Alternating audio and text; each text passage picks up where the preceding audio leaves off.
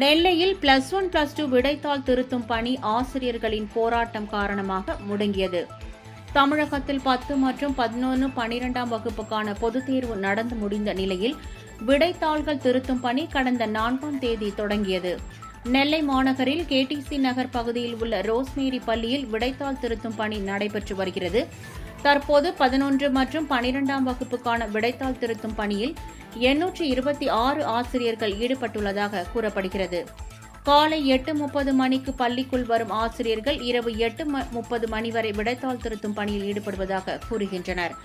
ஆனால் உணவுக்கான எந்த ஏற்பாடும் செய்து கொடுக்கப்படவில்லை என்றும், இதற்காக ஈட்டுப்படி என்ற பெயரில் ₹200 நாளொன்றுக்கு ஒவ்வொரு ஆசிரியருக்கும் கொடுக்கப்படுவதாகவும் கூறப்படுகிறது. ஆனால் இந்த ஈட்டுப்படி ₹200 நகர பகுதிகளுக்கு பொருந்தாது என்று அரசாணை உள்ளது. ஆனால் மெட்ரோபாலிட்டன் போன்ற பெருநகரங்களில் மட்டுமே இந்த அரசாணை அமல்படுத்தப்படுகிறது.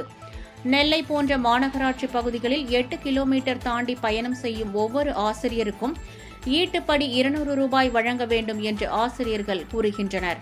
இந்த நிலையில் வழக்கம் போல் இன்று விடைத்தாள் திருத்தும் பணிக்கு வந்த ஆசிரியர்கள் ஈட்டுப்படி வழங்கப்படாததை கண்டித்து பணி புறக்கணிப்பு போராட்டத்தில் ஈடுபட்டனர். வரும் மே 9ஆம் தேதி +2 தேர்வு முடிவுகள் வெளியாகும் என அரசு அறிவித்த நிலையில் ஆசிரியர்களின் தற்போதைய பணி புறக்கணிப்பு போராட்டம் பாதிப்பை ஏற்படுத்தும் என்று கூறப்படுகிறது. இதையடுத்து மாவட்ட முதன்மை கல்வி அலுவலர் சிவக்குமார் போராட்டத்தில் ஈடுபட்ட ஆசிரியர்களுடன் பேச்சுவார்த்தை நடத்தி வருவதாக தகவல்கள் வெளியாகியுள்ளது.